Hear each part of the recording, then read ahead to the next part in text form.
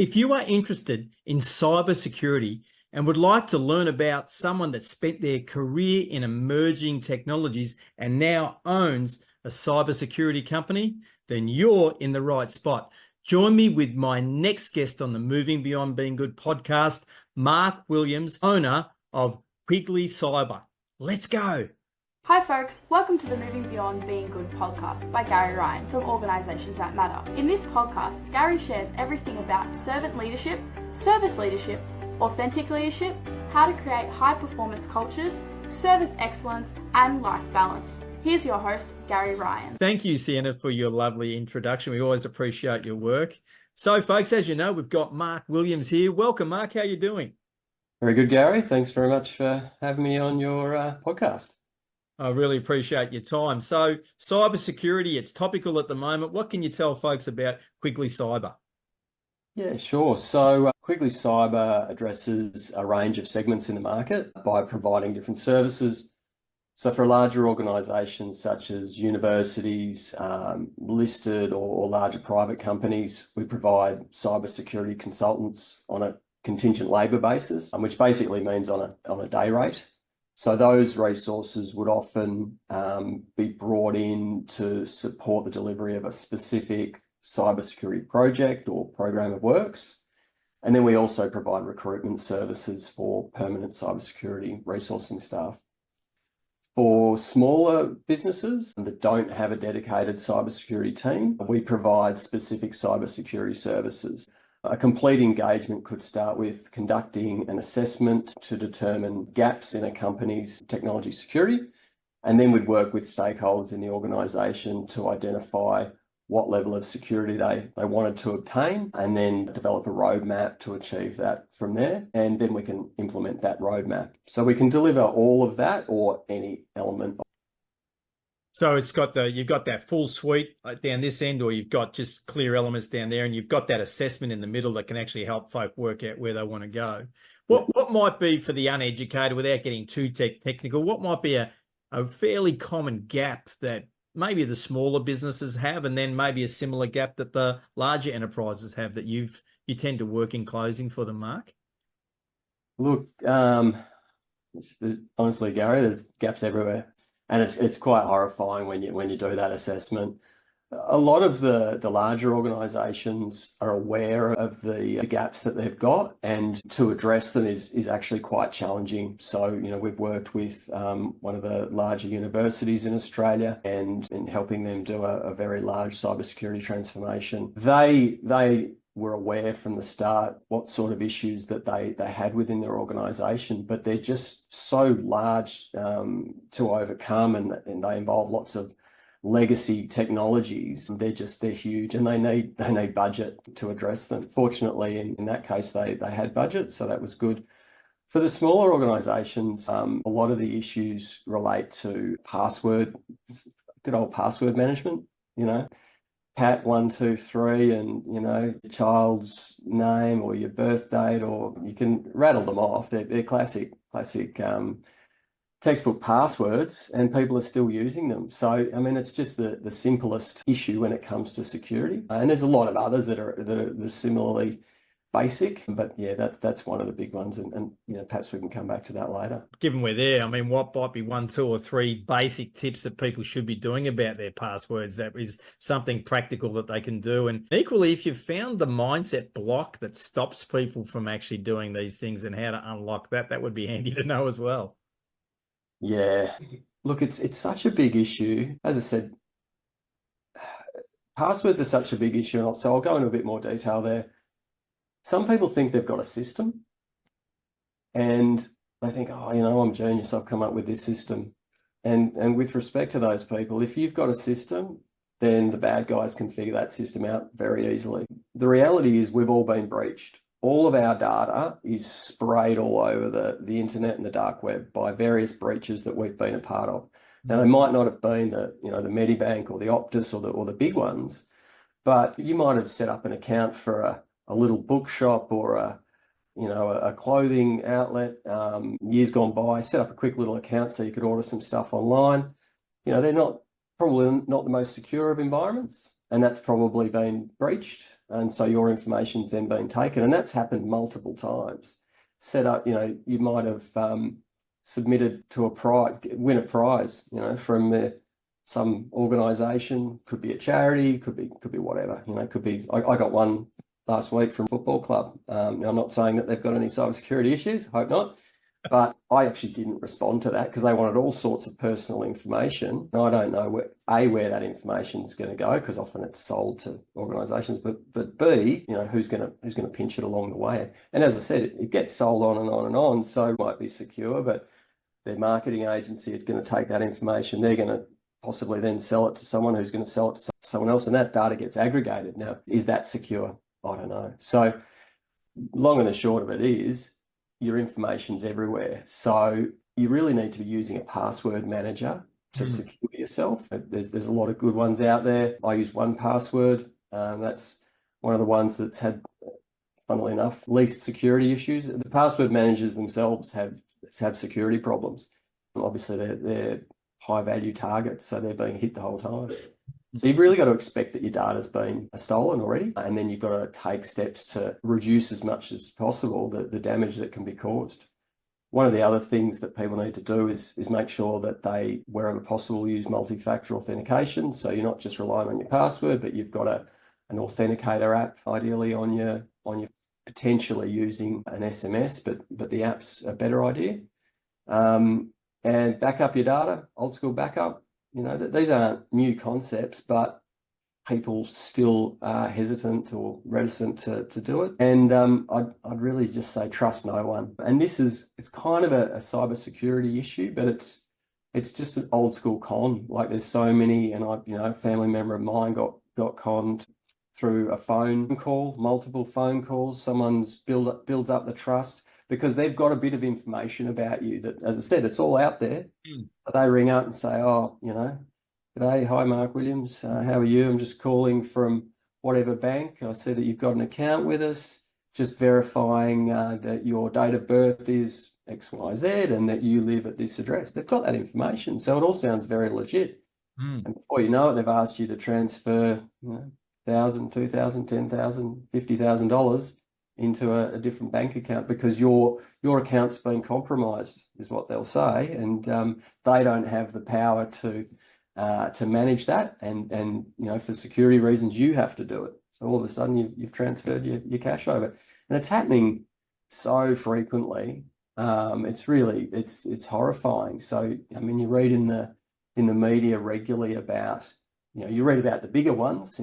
Some poor old dear's lost her life savings.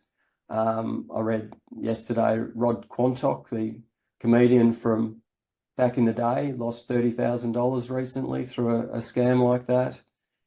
So there's a lot of those big ones, but then there's lots of people losing $1,000 here or there, which hurts everyone. So I'd come back and I'd just say trust no one. The old X-Files line there, just you can't trust anyone. If someone rings up and says they're from wherever they're from, don't believe them, because the banks aren't really ringing you up. I've never had a call from a bank, so just don't trust them. And look, cybersecurity's topical at the moment in terms of a global meltdown that occurred over the weekend, and the challenge with that is that can make people even more nervous to go down the path to take the small actions that you were just saying that Quigly Cyber, for example, can provide. So any commentary about that? I know it's we don't have to go into the technical details, but maybe on one hand, though, Mark, it's actually an opportunity for people to actually raise their awareness and say, hey, look, how secure is my systems? Maybe this is a little tap on the shoulder, even if I wasn't touched last weekend by what happened last Friday and over the weekend with the Microsoft 365 issue, but maybe it's a nice little tap on the shoulder to say, hey, let's take some action in this space. Yeah, good points there, Gary. I think hopefully it is a wake-up call, because we've seen, even though it wasn't a cybersecurity issue as such, it was actually a complete own goal by a cybersecurity organisation that are meant to be protecting everyone, and obviously they really stuffed up. So it's one of those things. Yes, this is a rare incident that occurred where the good guys, and I like to phrase it as there's the good guys and there's the bad guys. We're the good guys, by the way.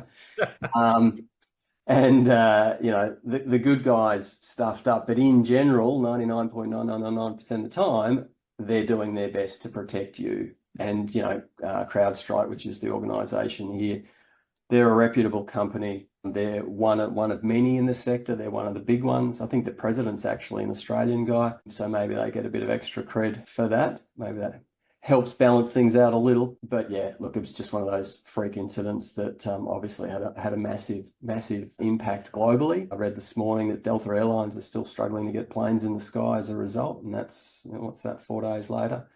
But hopefully it is a bit of a wake-up call to companies to think about what are our single points of failure. How effective might we be? Because if that had been one of the bad guys that had put out that sort of, well, in this case it was a patch, and maybe that's possible that they could have in slightly different circumstances. If they'd put it out, they wouldn't have been immediately cooperating with the industry and sharing information to set it right. They would be sitting back and twiddling their thumbs and, yeah, show me the money. Exactly. It could have been a lot worse if that had been perpetrated by some of the bad guys. Yeah, and I guess to be clear, that single point of failure caused an operational failure for computers, but it wasn't a data breach failure. It was triggered by a cybersecurity company. It wasn't a data breach problem where now people is at risk from a data point of view. It's just a system failure. Now, I use the word just loosely because it was a pretty significant, as you say, Delta Airlines are still struggling for their planes, which is a pretty significant issue. Mental note, not catching Delta at the moment, but they are two different types of problems. But I guess the point that you're highlighting is that single point of failure, and cybersecurity from a data protection point of view is a single point of failure that people need to be looking after. But as you said before, because it's trust nobody, I'm assuming, a lot of the lists, when people go and buy something, and it basically, to even get through the shopping cart, you have to check the box that says, I accept third-party organizations will receive my data. You literally can't go through the checkout unless you check that box. I guess what I'm hearing you say is maybe think twice about doing your purchases that way when that's set up like that. Look, it is really hard, with everything being so completely digital these days. And therefore, I'd go back to what I said earlier. Your data's out there. If you can avoid spraying more of it out there, then do. Really, you've got to expect that it's out there. So you've got to take all those other steps with your password management, your multi-factor authentication, and so on. As an individual and as a business, there's similar practices that need to be adopted. Obviously, much more complex. We did an assessment of a mid-sized company recently, about 500 staff or so. And when we listed all of the gaps, I think we came up with close to 50 gaps in their security, which isn't uncommon, and they weren't all, really, really significant, but they were gaps nonetheless. And so what organisations like Quigly do is go in and identify the gaps and then say, all right, well, we will rate them in order of the priority that we see. And then we can sort of discuss that with you guys, because you know your business better than we do. So you might be comfortable with a little bit of exposure in this area because it's not going to be devastating to the organisation, whereas there might be, your top 10 that we really need to get on. We really need to get projects funded to address those. Yeah. So I assume that time frame for that business assessment varies on whether it's a small business to, you mentioned medium at 500 people, to obviously the really large ones. And as a result, I guess you probably can't say there's a typical time frame. Maybe there is for each of those three categories. But let's say a smaller business, how long would it normally take you once you've got the green light to go and at least assess them to be able to come back with a report with that priority list, Mark? Yeah, look, as you identified, it's a bit of a how long's a piece of string question. It does depend on the complexity of the systems, how many users and so on, and also how much time we can get with the company because and the individuals within it, because we need the information. They've got their usual business operations to attend to. But a smaller business, just for that initial assessment could be depending on how small, and then the larger organisations, depending on just for one system, it could take a couple of years to assess what the gaps are and how they can be addressed. Because Yeah. you need to do a lot of business analysis, and when you're talking, let's say 40,000 users on a network, you've got lots and lots of different departments and teams, and you've really got to drill down and understand the nature of the use, the assets that are on the system, the value of those assets, all of that sort of thing. So the smaller companies, fairly quick turnaround, really, to be able to identify some gaps, which is handy for them to know, because I suspect a lot of small business owners are going, oh, this would be a beast and it's going to take forever. And what you're really saying is probably for them, it's actually relatively quick sort of problem identification. If you've got 5 people or less or 20 people or less, it's not that many for you to have to go and work out what they're touching. So that will vary a little bit. But down the other end, when you're literally talking thousands, lots of departments, big structure, probably spread all over the country, if not internationally, then that's clearly is going to take time. I'm hearing you say, though, along the way, certain things pop up that you're able to identify that might need more, you're able to take the executive and say, hey, this has already popped up. We haven't finished everything, but you probably want to think about setting aside some funds to close this gap along the way. Is that pretty much accurate? Yeah, pretty much. And look, for the smaller organisations, let's say it's a Microsoft shop, we'll know. Look, these are some of the sort of the template setups that most organisations have, and that's not necessarily the most secure way to do it. So they're the ones that we'll immediately be able to identify and say, hey, look, even while we're going through that assessment process, say, hey, look, this should be tweaked. You're happy for us just to do that on the fly, because these are known issues that need to be addressed. Yeah, awesome. Now, I always love to ask entrepreneurs why they called their company the name they call it. So, because there's always a story. So, what's the story behind Quigly? I'm going to disappoint you here, Gary, because it's really not that exciting. I should make up an exciting story. I'm not that creative, though. I can't come up with one on the fly right now. So really, I was sitting there thinking of a company name, and I thought about some of the big ones. I thought about Google, and I thought about Apple, and I thought, well, what do they actually mean? They don't really mean anything, and I know there's meaning behind them and that sort of thing, but really, it's just a brand. Apple. When someone thinks of Apple, they don't actually think of an apple. They think of the Apple symbol. But what they really think about is the product and service that you get from that company. So it's purely a brand. Google's similar. So I just thought, oh, I'll make a word up. So I did. Well, what do you mean that's not much of a story? That's the story. I made it up because the brand will become the name over time. The meaning rather of the brand gets associated as the brand becomes more known. And hopefully this is one of the small little steps that we're helping contribute to that journey for people to go, oh yeah, Quigly, that's who you go to your cybersecurity for. So that's the intention, right? Absolutely. Yeah. And look, hopefully it's a memorable thing. It's distinctive and hopefully memorable. But, look, I might work on some sort of a story involving being, chased by a lion through the African savannah. And it just came to me, this epiphany out of nowhere. Mate, the lines in your life go way back to your student representation days at election times. That's where the lines existed in your life, which takes me to the questions around your career journey, because you've been a serial entrepreneur. You've created plenty of success over time with different businesses. So what would be some key highlights? Because the audience loves to know, well, how on earth did you end up in the position to create this business in the first place? But there's actually a story behind that. Yeah. Look, a big part of my career has been focused on hiring people, and look, any person who's good in business is, hiring good people's been one of the most important things that they can do. So hiring people, supporting the creation of high functioning teams, and when I'm examining potential hires, I look at their career genesis, and sometimes it's the first role that tells me what I need to know. Sometimes it's the first 5. I'm always looking at their career journey as a story to inform me about who they are. And generally that's pretty accurate. There's some people that really deviate from that, but it's pretty rare. Now, in my case, my first role was as a 9-year-old doing a paper round in Glen Huntly Road, Elstonwick.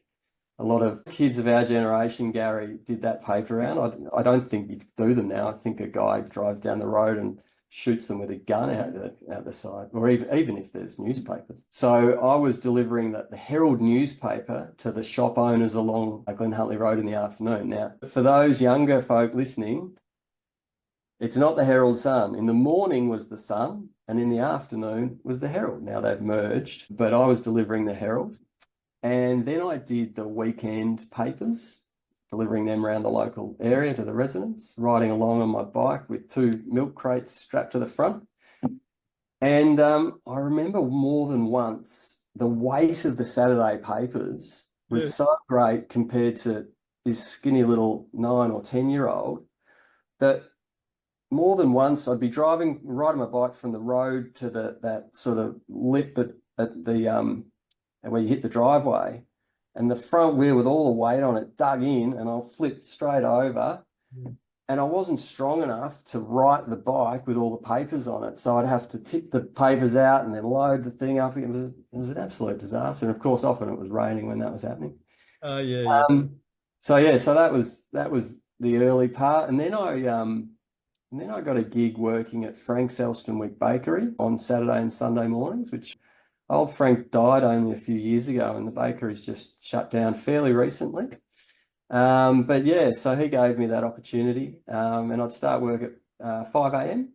and work through to 11 or 12. So all of that was before I was a teenager. So I guess maybe that tells you that I don't mind hard work, and I enjoy the coin that comes from hard work. Yeah. Although, I think the coin I got from working at the bakery for more than 6 hours was, I think in the end, I got up to about $14 for that whole, not an hour, that was for the whole shift. And then while I was at uni, I became involved in technology, and I worked at a tech retailer, and then ended up running that business. That business is still around, actually. It's called Computers Now. Oh, yes. Yeah. Quite a big business these days. And then, as you alluded to earlier, while I was at uni, I also became involved in the management aspect of the student union. And so I suppose I carried those two aspects forward, the management and the technology. And most elements of my career from that point on have involved those, or most roles have involved those two elements. Starting up my own professional services business, which is dedicated to Apple technology and selling that, working as a consultant for a variety of AI and tech companies, to the business I own today, Quigly Cyber, with a focus on cybersecurity.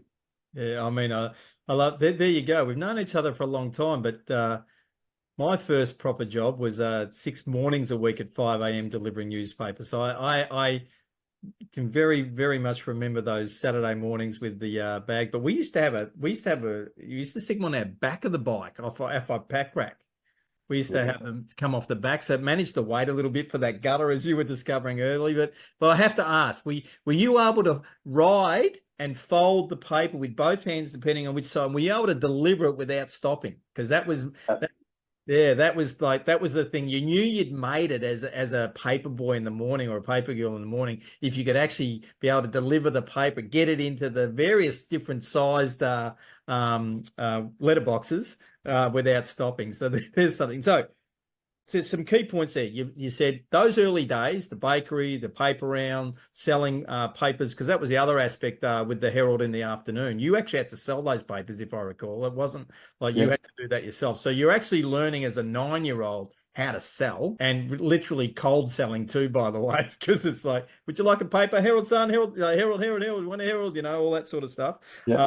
You don't even really see people, other than maybe the football with the people selling the records. Might be about the only similarity these days. But then, as you said, at the student union, you got yourself involved on your own time to get involved with the management side of the student union at Monash Caulford at Monsu. And then you were obviously studying the technology. At some point, then, so we were involved with Computer Now in the early days, and you said you ended up running that. What was there's a difference between being an employee to them becoming an entrepreneur. Tell us about that jump and that shift for you and how you went about that. Yeah, good question. Look, I think for me, it felt quite natural, because even from a young age, as you said, I was selling papers, and I don't know why this was just part of me, but like I'd go to like there was a second-hand shop in the area, and I'd go and buy an old bike that I thought, was a bit undervalued, fix it up a bit, and then potentially sell it back to the same guy, actually. They have more than once. Yeah, so I can't actually tell you what it is that equipped me for that. It's not really in my family. But for whatever reason, I just realised that I enjoyed doing business, and I was okay at it. Yeah, and obviously when you own it, you're in control of it too. You've got to make it work, and there's the pressure. And those early days of learning about hard work, and it's interesting. It seems to me that hard work's got a bad name in the 20. I'm not sure that that's actually healthy for us to see hard work as unhealthy. Yeah, because there's been so much focus, and it's kind of a little bit past now, but on work-life balance, and now it's just called life balance, which I think is fair. Look, for me, it's about when I'm working, I'm focused and I'm working hard. It doesn't mean that I don't set aside time to go to my daughter's athletics or, help out at the school and the footy club and that sort of stuff. So for me, that's all part of the balance. But when I'm working and the hard work's required, I'm not afraid to do it. Yeah, and that is whenever it is. If you got to do something on a weekend for work, you'll allocate the time and you'll do it, while equally being at the footy club or being at athletics or whatever the case may be. I know personally that you spend a lot of time and focus on your physical health and energy, which obviously helps with the balance from a mental health perspective as well, because I think the two definitely come together. And my book, Yes for Success, is all about your definition there of life balance. Is something we all determine what that is. It's not the same for everyone, but having an awareness of what it is means we can actually bring it to the surface. And, that you're regularly recruiting on LinkedIn. Some of those folk might be tuned in right now. There might be a few key points that they might have, if they've been smart, listened to about if they were to present themselves to you, Mark, about what they should be doing. And I think I heard when you said that you look through their resume, a lot of young folk devalue the part-time jobs they've had or the part-time volunteering that they've done, so much to the extent that they even exclude them from their resumes. Yep. Now, that would actually work against them if they had someone like you looking at them as a possible employee, because that would seem that stuff's actually important for you. Yeah, definitely. And even, a lot of the people we deal with are, fairly advanced in their careers, and they'll be missing 5 or 10 years from the start of their career. You can read the CV and see that there's a 5-year gap between when they finished school or uni and the first job that's listed on their CV. Now, some of them might have been backpacking for 5 years. That would have been nice, but not many. So I'll always ask, all right, there's a gap here. What did you do? And they're like, oh, okay, that was a long time ago. A lot of them, COBOL programmers and things like that. Now, that's actually an important detail for some of the roles that we're looking at, even if they're a project manager or a program manager, knowing that they've got that technical background is actually really valuable. And even though it's not that common now that people are, up to their eyeballs in COBOL or whatever the various languages might have been, that at the same time, as you say, that knowing that background means there's a certain level of knowingness that you get having played there for a while. Yeah.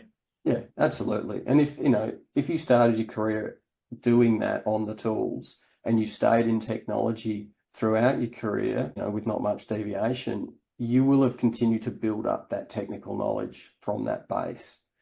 It's not to say that people that started in different fields can't do that, but for some roles, it's really valuable. And you do see now in cybersecurity, there's a massive undersupply of capability. So you've got people coming across from all sorts of previous careers, nursing and teaching and all sorts. And that diversity within the industry is actually really, really valuable.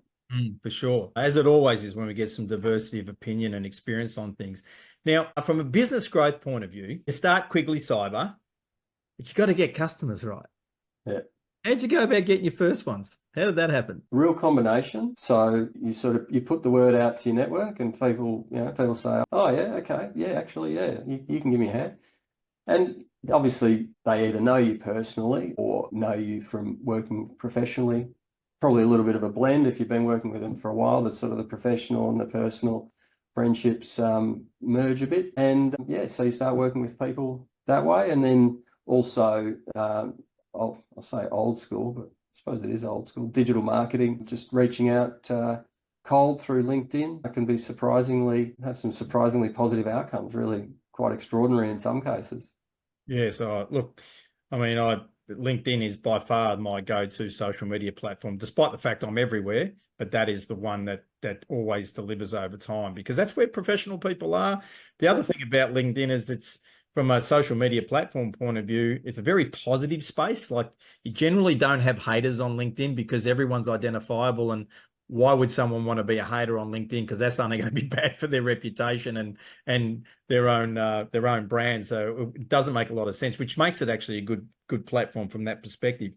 What are some of the best ways that people could reach out to contact you if they do, either the small, medium, or large enterprise space, want to get Quigly Cyber in to try and help them out and close some gaps on their cybersecurity, Mark?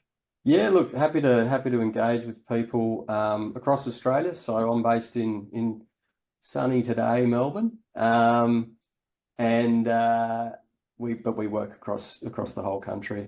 mark.w@quigly.com.au. And then perhaps I think you've got show notes or something like that. I can put my LinkedIn profile, or you can just search Mark Williams Quigly and I'll pop up. And w.quigly.com.au. No worries. Well, we will have all of those links in the show notes. So, Mark, I really want to thank you for your time, for coming on to the Moving Beyond Being Good podcast. I do have a last question for you, which is a question we commonly ask our guests on the show, and that is, what does moving beyond being good mean?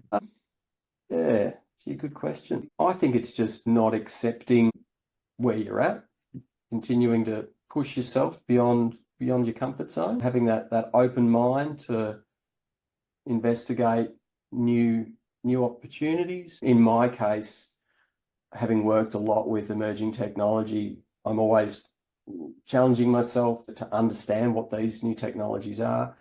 And because I'm not a hardcore technology person, I've got a background in business, but I've always worked in technology, so I kind of fuse the two.